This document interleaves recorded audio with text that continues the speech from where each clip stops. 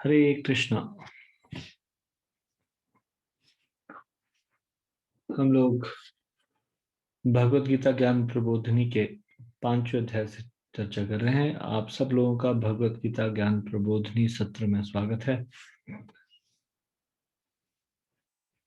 हम इसके 5वां अध्याय आत्मा का विज्ञान के प्रश्नावली से चर्चा कर रहे हैं।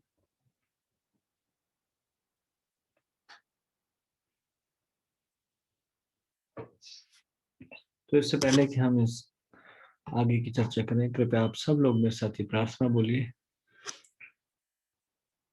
मंगलाचरण एक साथ पढ़ लीजिए। ओम अज्ञानतिमिरान्धस्य ज्ञानाञ्जनशलाकया चक्षुरुन्मीलितं येन तस्मै श्रीगुरुवे नमः। श्रीचैतन्यमनोभीष्टं स्थापितं येन भूतले स्वयं रूपा कदा मह्यं ददाति स्वपदान्तिकं। वन्देऽहं श्रीगुरोः श्रीयुतपदकमलं श्रीगुरुन् वैष्णवांश्च श्रीरूपं सागरजातं सहगण रघुनाथान्वितं तं सजीवं साद्वैतं सावधूतं परिजनसहितं कृष्ण चैतन्य देवं श्री राधा कृष्ण पादान् सहगण ललिता श्री विशाखान्वितांश्च। हे कृष्ण करुणा सिंधु दीनबंधो जगतपते गोपेश गोपिका कांत राधा कांत नमस्तुते। तप्त कांचन गौरांगी राधे वृंदावनेश्वरी वृषभानुसुते देवी प्रणमामि हरिप्रिये। वाञ्छाकल्पतरुभ्यश्च कृपा सिन्धुभ्यैव च पतितानां पावनेभ्यो वैष्णवेभ्यो नमो नमः। जय श्री कृष्ण चैतन्य प्रभु नित्यानंद श्री अद्वैत गदाधर शिवासादि गौर भक्त वृंद। हरे कृष्ण कृष्ण कृष्ण हरे हरे, हरे राम राम राम हरे हरे।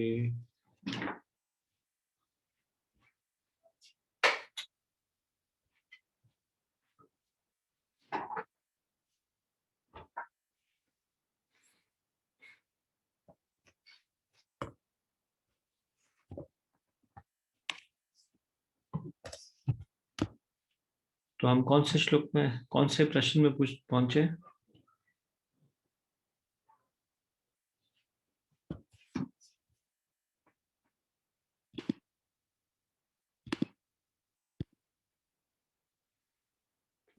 प्रश्न हरे कृष्णा प्रभु जी, दंडवत प्रणाम। जी प्रभु जी 32 क्वेश्चन से होगा 5.16 श्लोक। ठीक है। यस हरे कृष्ण। 5वें अध्याय का 16वां श्लोक निकाल लीजिए। 5.16।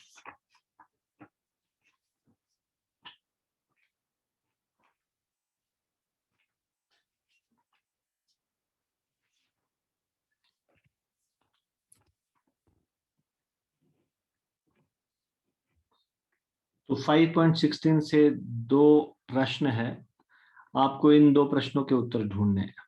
प्रश्न आप सुन लीजिए। जीव को ईश्वर के समान समझने वालों के लिए प्रभुपाद की क्या चुनौती है? ईश्वर के प्रतिनिधि का विशेष लक्षण क्या है? ये तो पहला क्वेश्चन है, 32वां। फिर 33वां श्लोक है, यह दर्शाने के लिए तात्पर्य से एक समुचित उदाहरण दीजिए कि केवल एक अज्ञानी व्यक्ति ही ईश्वर तथा जीव को एक समान समझेगा। तो 5वें अध्याय का 16वां श्लोक इस प्रकार से है। ज्ञानेन तु तद्ज्ञानम् येषां नाशितम् आत्मनः तेषाम् आदित्यवत ज्ञानम् प्रकाशयति तत्परम्। किंतु जब कोई उस ज्ञान से प्रबुद्ध होता है जिससे अविद्या का विनाश होता है, तो उसके ज्ञान से सब कुछ उसी तरह प्रकट हो जाता है जैसे दिन में सूर्य से सारी वस्तुएं प्रकाशित हो जाती है। दोबारा से सुनिए। किंतु जब कोई उस ज्ञान से प्रबुद्ध होता है जिससे अविद्या का विनाश होता है, तो उसके ज्ञान से सब कुछ उसी तरह प्रकट हो जाता है जैसे दिन में सूर्य से सारी वस्तु प्रकाशित हो जाती है। तात्पर्य, जो लोग कृष्ण को भूल गए हैं वे निश्चित रूप से मोहग्रस्त होते हैं, किंतु जो कृष्ण भावना भावित हैं वे नहीं होते। भगवद गीता में कहा गया है, सर्वम ज्ञान प्लवेना ज्ञानाग्नि सर्वकर्माणि तथा न ही ज्ञानेन सदृशम। ज्ञान सदैव सामान्य है, और वह ज्ञान क्या है? श्री कृष्ण के प्रति आत्मसमर्पण करने पर ही पूर्ण ज्ञान प्राप्त होता है। जैसा कि गीता में 7वें अध्याय के 19वें श्लोक में कहा गया है, बहुनाम जन्मनाम अन्ते ज्ञानवान माम प्रपद्यते। अनेकानेक जन्म बीत जाने पर ही पूर्ण ज्ञान प्राप्त करके मनुष्य कृष्ण की शरण में आता है, अथवा जब उसे कृष्ण भावनामृत ज्ञान प्राप्त होता है तो उसे सब कुछ प्रकट होने लगता है। जिस प्रकार सूर्योदय होने पर सारी वस्तुएं दिखने लगती है, जीव नाना प्रकार के से मोहग्रस्त होता है। उदाहरणार्थ, जब वह अपने को ईश्वर मानने लगता है तो वह अविद्या के पाश में जा गिरता है। यदि जीव ईश्वर है तो यह अविद्या से कैसे मोहग्रस्त हो सकता है? क्या ईश्वर अविद्या से मोहग्रस्त होता है? यदि ऐसा हो सकता है तो फिर अविद्या या शैतान ईश्वर से बड़ा है। वास्तविक ज्ञान उसी से प्राप्त हो सकता है जो पूर्णतः कृष्ण भावना भावित है। अतः ऐसे ही प्रामाणिक गुरु की खोज करनी होती है और उसी से सीखना होता है कि कृष्ण भावनामृत क्या है, क्योंकि कृष्ण भावनामृत से सारी अविद्या उसी प्रकार दूर हो जाती है जिस प्रकार सूर्य से अंधकार दूर होता है। भले ही किसी व्यक्ति को इसका पूरा ज्ञान हो कि वह शरीर नहीं अपितु इससे परे हैं, तो भी हो सकता है कि वह आत्मा तथा परमात्मा में अंतर ना कर पाए।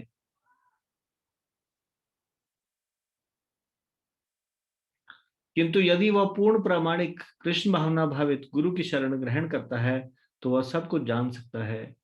ईश्वर के प्रतिनिधि से भेंट होने पर ही ईश्वर तथा ईश्वर के साथ अपने संबंध को सही सही जाना जा सकता है। ईश्वर का प्रतिनिधि कभी भी अपने आप को ईश्वर नहीं कहता, यद्यपि उसका सम्मान ईश्वर की ही भांति किया जाता है, क्योंकि उसे ईश्वर का ज्ञान होता है। मनुष्य को ईश्वर तथा जीव के अंतर को समझना होता है। अतः भगवान कृष्ण ने द्वितीय अध्याय में दूसरे अध्याय के 12वें श्लोक में यह कहा है कि प्रत्येक जीव व्यष्टि है और भगवान भी व्यष्टि है। ये सब भूतकाल में व्यष्टि थे, संप्रति भी व्यष्टि है और भविष्य में मुक्त होने पर भी व्यष्टि बने रहेंगे। रात्रि के समय अंधकार में हमें प्रत्येक वस्तु एक सी दिखती है, किंतु दिन में सूर्य के उदय होने पर सारी वस्तुएं अपने अपने वास्तविक स्वरूप में दिखती है। आध्यात्मिक जीवन में व्यष्टि की पहचान ही वास्तविक ज्ञान है। तो अब कृपया करके आप इस प्रश्न को सुनकर कृपया हाथ खड़ा कीजिए इसका उत्तर। जीव को ईश्वर के समान समझने वालों के लिए श्रील प्रभुपाद की क्या चुनौती है? ईश्वर के प्रतिनिधि का विशेष लक्षण क्या है? कृपया हाथ खड़ा कीजिए। Please raise your hand. खुशी सिंगी माता जी। हरे कृष्णा प्रभु जी, दंडवत प्रणाम। हरे कृष्णा धन्यवाद जी। प्रभु जी, श्रील प्रभुपाद की यह चुनौती है कि यदि जीव ईश्वर है तो वह अविद्या से कैसे मोहग्रस्त हो सकता है? क्या ईश्वर अविद्या से मोहग्रस्त होता है? यदि ऐसा हो सकता तो फिर अविद्या या शैतान ईश्वर से बड़ा है। और ईश्वर के प्रतिनिधि का विशेष लक्षण क्या है? ईश्वर का प्रतिनिधि कभी भी अपने आप को ईश्वर नहीं कहता, यद्यपि उसका सम्मान ईश्वर की ही भांति किया जाता है, क्योंकि उसे ईश्वर का ज्ञान होता है। हरे कृष्ण प्रभु जी, दंडवत प्रणाम। ठीक है, धन्यवाद। अगला प्रश्न।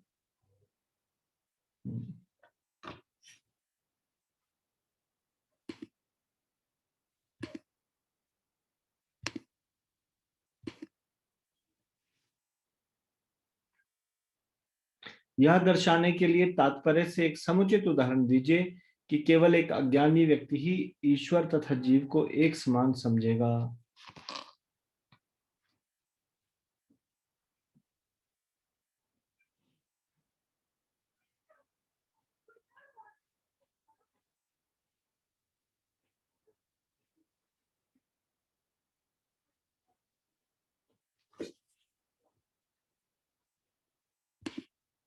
मुस्कान माता जी।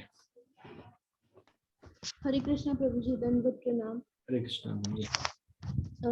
प्रभु जी, इसमें यह है कि अगर एक व्यक्ति अज्ञानता में है, मतलब कि वह डार्कनेस में है, तो उसका एक उदाहरण यह दिया गया है यहाँ पे, जैसे कि रात के समय सब कुछ अंधेरा, सब अंधकार होता है, तो क्या होता है कि हम आइडेंटिफाई नहीं कर पाते कि रियल आइडेंटिटी क्या है हर एक इंडिविजुअल की।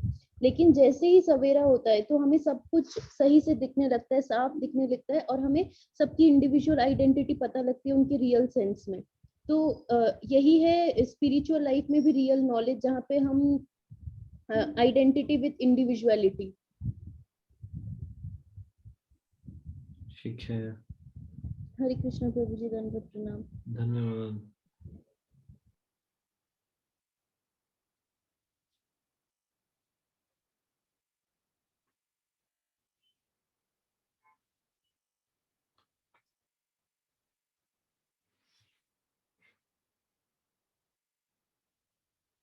अभी नेक्स्ट श्लोक में चले जाइए, 7वें अध्याय के 4थे श्लोक में।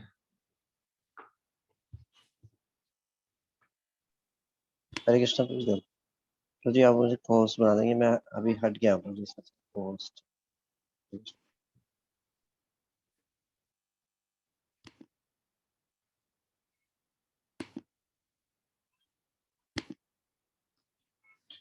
थैंक यू प्रभु जी। हरे कृष्ण।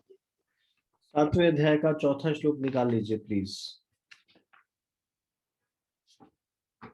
7वें अध्याय का 4थे श्लोक से आपको ये प्रश्नों के उत्तर ढूंढने हैं।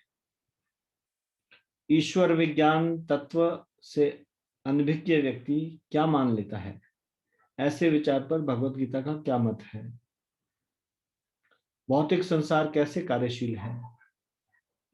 शक्ति का नियंत्रण सदैव शक्तिमान द्वारा होता है। इससे भगवान, जीवात्मा तथा पदार्थ के विषय में क्या निष्कर्ष निकाला जा सकता है। नहीं, ये तो अच्छा, ये 5वें श्लोक है। 7वें अध्याय के 4थे श्लोक से तो केवल यही प्रश्न का उत्तर ढूंढना है। ईश्वर विज्ञान या तत्व से अनभिज्ञ व्यक्ति क्या मान लेता है, ऐसे विचार पर भगवत गीता का क्या मत है। तो अभी इसको सुनिए। भूमिरापो अनलो वायुः खम्मन्नो बुद्धिरेव च अहंकार इति यम्मे भिन्ना प्रकृतिर अष्टधा। पृथ्वी, जल, अग्नि, वायु, आकाश, मन, बुद्धि तथा अहंकार, ये 8 प्रकार की विभक्त मेरी भिन्ना यानी कि अपरा प्रकृतियां हैं।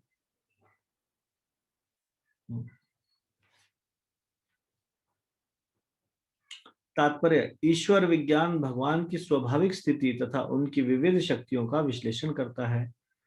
भगवान के विभिन्न पुरुष अवतारों या विस्तारों की शक्ति को प्रकृति कहा जाता है, जैसा कि सात्वत तंत्र में उल्लेख मिलता है। विष्णोस्तु त्रीणि रूपाणि पुरुषाख्यान्यथो विदुः। एकम तु महतः सृष्ट, द्वितीयं त्वंड संस्थितम्, तृतीयं सर्वभूतस्थं तानि ज्ञात्वा विमुच्यते।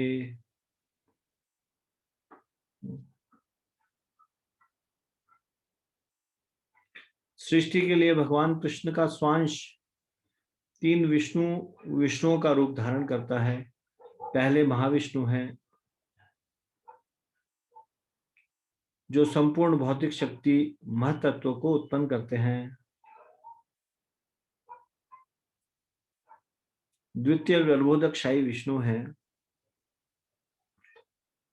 जो समस्त ब्रह्मांडों में प्रविष्ट होकर उनमें विविधता उत्पन्न करते हैं।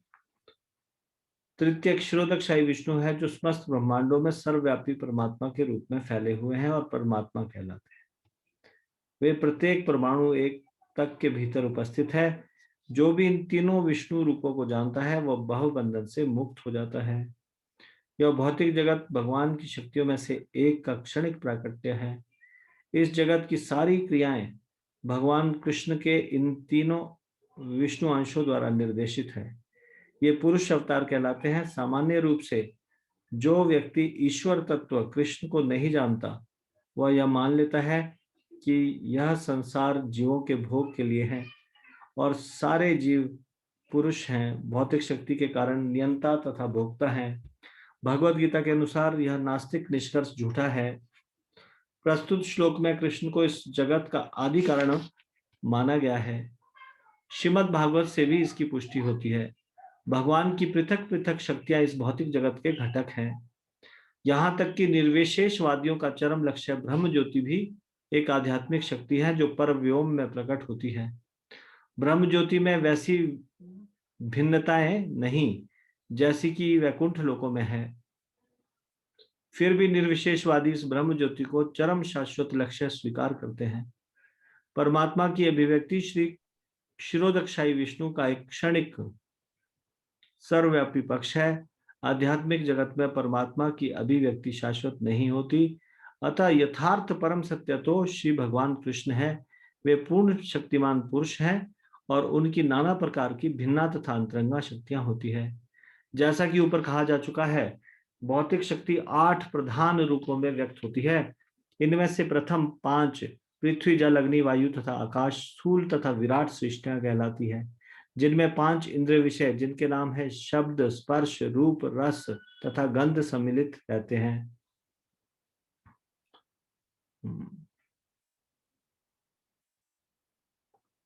भौतिक विज्ञान में ये 10 तत्व हैं, किंतु अन्य 3 तत्वों को, जिनके नाम मन, बुद्धि तथा अहंकार है, भौतिकतावादी उपेक्षित रखते हैं।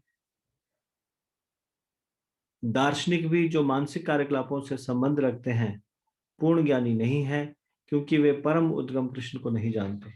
मिथ्या अहंकार मैं हूं तथा यह मेरा है, जो कि संसार का मूल कारण है। इसमें विषय भोग की 10 इंद्रियों का समावेश है। बुद्धि महत्त्व नामक समग्र भौतिक सृष्टि की सूचक है। अतः भगवान की 8 विभिन्न शक्तियों से जगत के 24 तत्व प्रकट हैं। जो नास्तिक सांख्य दर्शन के विषय हैं, ये मूलतः कृष्ण की शक्तियां और शक्तियों की उपशाखाएं हैं और उनसे भिन्न है, किंतु नास्तिक सांख्य दार्शनिक अल्प ज्ञान के कारण यह नहीं जान पाते कि कृष्ण समस्त कारणों के कारण है। जैसा कि भगवत गीता में कहा गया है, सांख्य दर्शन की विवेचना का विषय कृष्ण की बहिरंगा शक्ति का प्राकट्य है।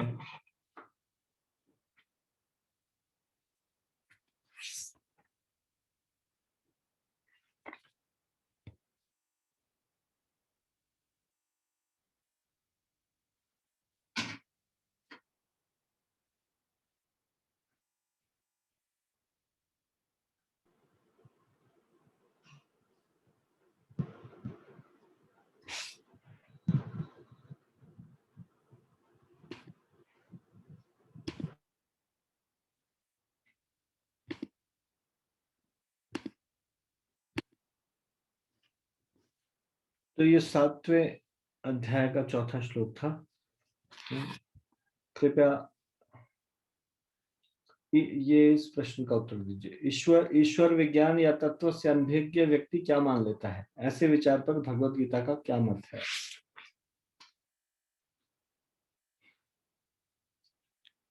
कलावती माता जी, 1 मिनट छोड़ के। यस माता जी, बताइए। हरे कृष्णा प्रभु जी, दंडवत प्रणाम। जी, प्रभु जी, ईश्वर विज्ञान से अनभिज्ञ व्यक्ति ईश्वर तत्व को नहीं जानता। वह यह मान लेता है कि यह संसार जीवों के भोग के लिए है और सारे जीव पुरुष है, भौतिक शक्ति के कारण नियंता तथा भोक्ता है।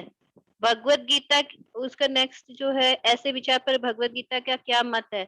भगवत गीता के अनुसार यह नास्तिक निष्कर्ष झूठा है। प्रस्तुत श्लोक में कृष्ण को इस जगत का आदि कारण माना गया है। हरे कृष्णा प्रभु जी, दंडवत प्रणाम। धन्यवाद। तो ये प्रॉब्लम है नॉर्मल लिविंग एंटिटीज की। वो सोचते हैं कि ये संसार बनाया गया है जीवों के भोग के लिए, परंतु ये बात सत्य नहीं है। ये संसार जीवों के भोग के लिए नहीं बनाया गया।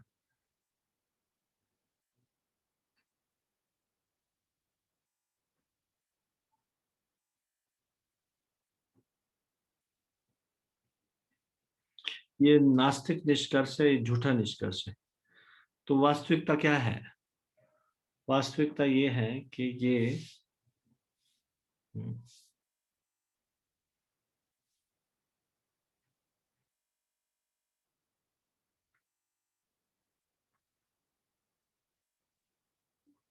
ये संसार के जीवों के भोग के लिए नहीं है, बल्कि एक अपॉर्चुनिटी है जीवात्माओं को, ताकि वो अपने को शुद्ध कर सके और भगवान की धाम वापस जा सके।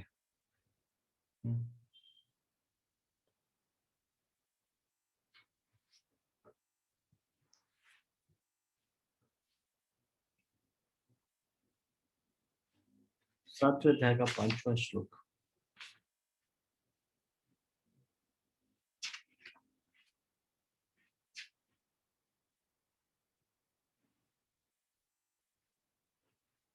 सातवें अध्याय के 5वां श्लोक इस प्रकार से है।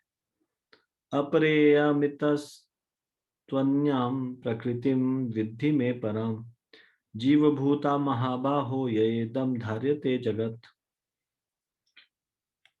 आपको इस श्लोक से इन प्रश्नों का उत्तर ढूंढना है। भौतिक संसार कैसे कार्यशील है? शक्ति का नियंत्रण सदैव शक्तिमान द्वारा होता है। इससे भगवान, जीवात्मा तथा पदार्थ के विषय में क्या निष्कर्ष निकाला जा सकता है? और जीव द्वारा वास्तविक स्वरूप की विस्मृति का क्या कारण है? जीव स्वयं को ऐसी स्थिति में कैसे लाता है?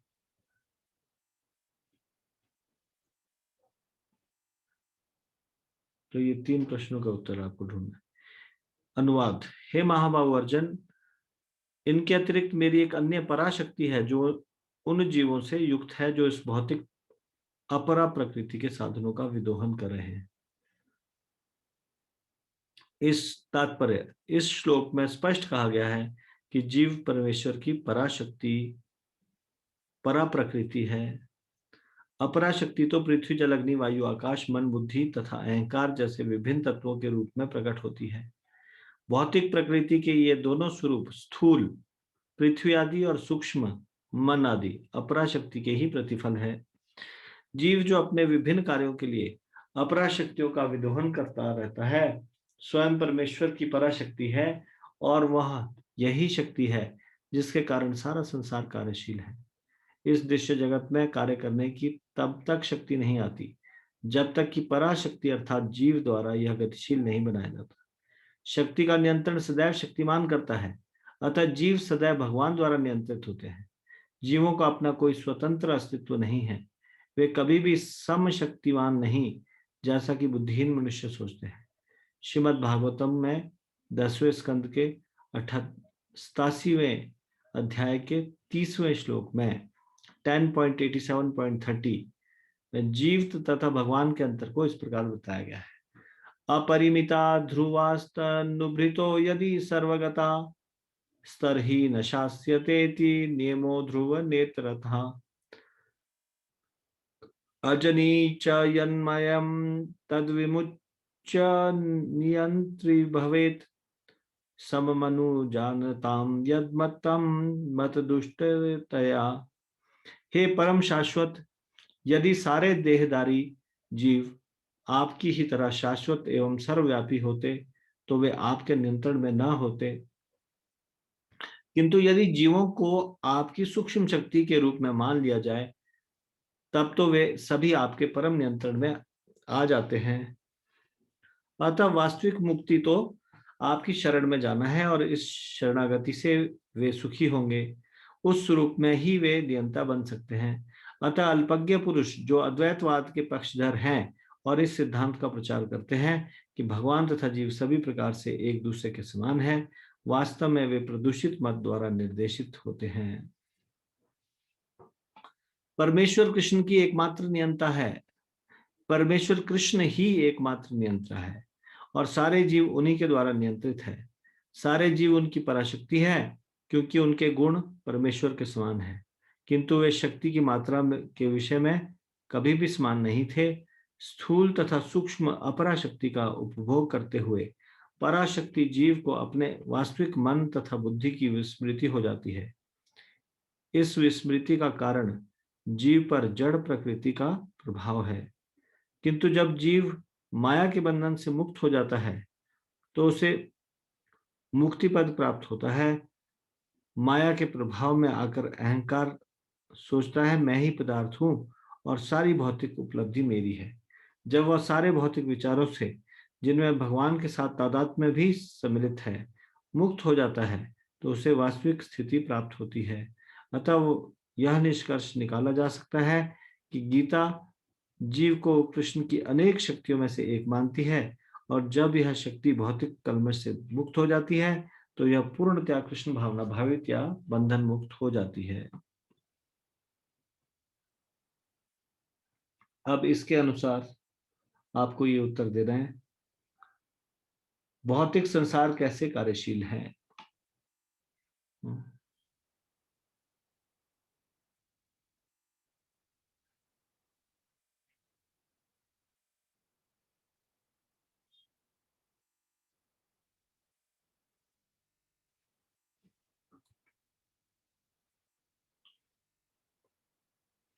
इंदु अग्रवाल माता जी बताइए।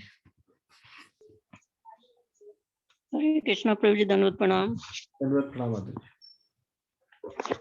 भौतिक प्रकृति के ये दोनों रूप स्थूल पृथ्वी आदि तथा सूक्ष्म मन आदि अपराशक्ति के ही प्रतिफल हैं, जो अपने विभिन्न कार्यों के लिए अपराशक्तियों का विदोहन करता रहता है। स्वयं परमेश्वर की पराशक्ति है और यह वही शक्ति है जिसके कारण सारा संसार कार्यशील है।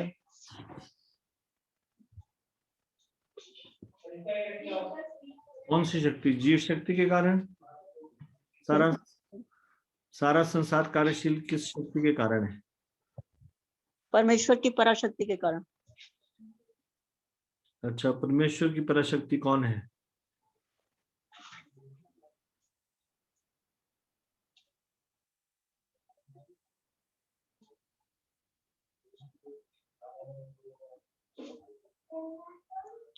जीवात्मा। जीवात्मा भगवान की पराशक्ति है। जी प्रभु जी। ऐसे बताया गया है यहाँ पे, जीव जो विभिन्न कार्यों के लिए अपराशक्तियों का विदोहन करता है, स्वयं परमेश्वर की पराशक्ति है। जीव के बारे में बोला गया, जीव भगवान की पराशक्ति है और वही शक्ति है जिसके कारण सारा संसार कार्यशील है। इस दृश्य जगत में कार्य करने की तब तक शक्ति नहीं आती जब तक कि पराशक्ति अर्थात जीव द्वारा यह गतिशील ना ही बनाया जाता। तो जीव के द्वारा यह गतिशील बनाया जाता।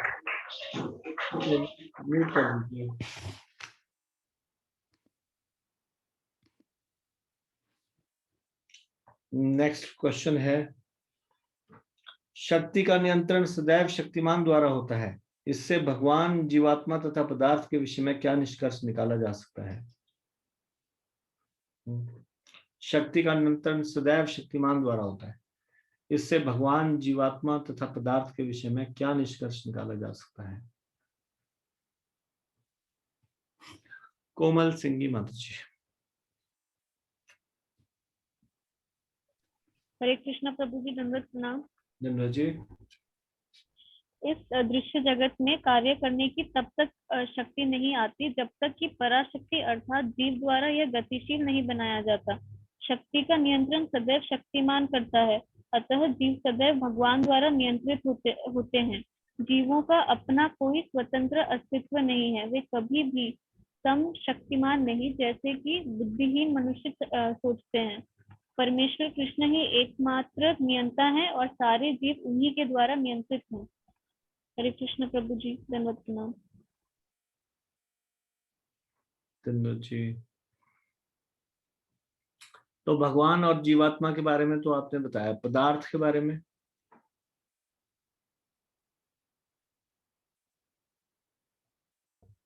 प्रभु जी, पदार्थ तभी गतिशील होता है जब उसे जीवात्मा आत्मा जब उसमें अपनी शक्ति डालता है।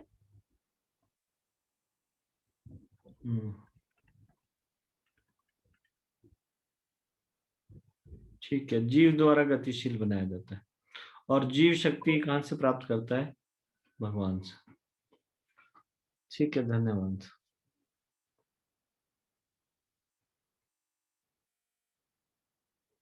अगला प्रश्न है,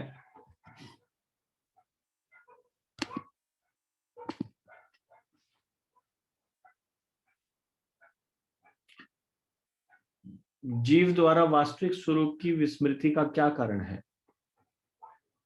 जीव स्वयं को ऐसी स्थिति में कैसे लाता है?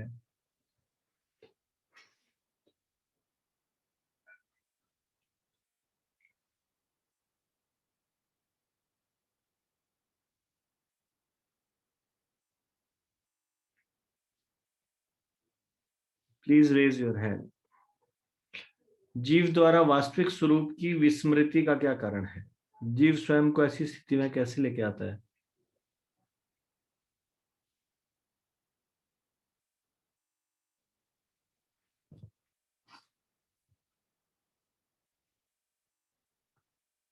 आप लोगों ने पढ़ा नहीं है घर में? बाकी लोगों ने? इसको पढ़ के आना है, कल पढ़ने के लिए बोला था।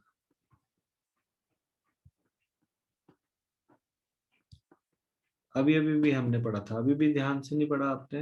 इसका तो आंसर है ना, सारा तात्पर्य में दिया हुआ है। कलावती माता जी बताइए। हरे कृष्णा प्रभु जी, दंडवत प्रणाम। स्थूल तथा सूक्ष्म अपराशक्ति का उपभोग करते हुए पराशक्ति को अपने वास्तविक मन तथा बुद्धि की विस्मृति हो जाती है। इस विस्मृति का कारण जीव पर जड़ प्रकृति का प्रभाव है। फिर नेक्स्ट क्वेश्चन जो, किंतु जब जीव माया के बंधन से मुक्त हो जाता है तो उसे मुक्ति पद प्राप्त होता है। माया के प्रभाव में आकर अहंकार सोचता है मैं ही पदार्थ हूँ और सारी भौतिक उपलब्धि मेरी है।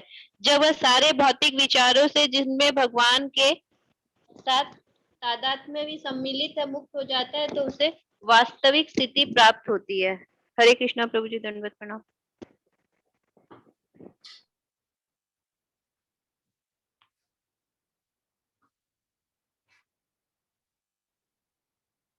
धनुजय,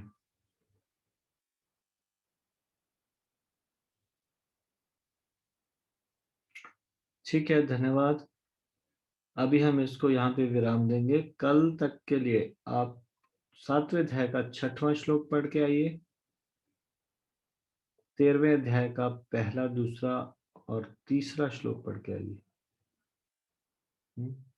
7वें अध्याय का 6वां और 13वें अध्याय का पहला, दूसरा और तीसरा।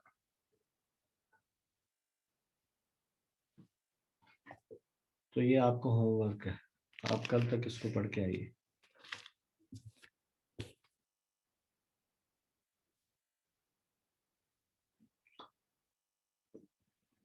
भगवत गीता ज्ञान प्रबोधिनी की जय।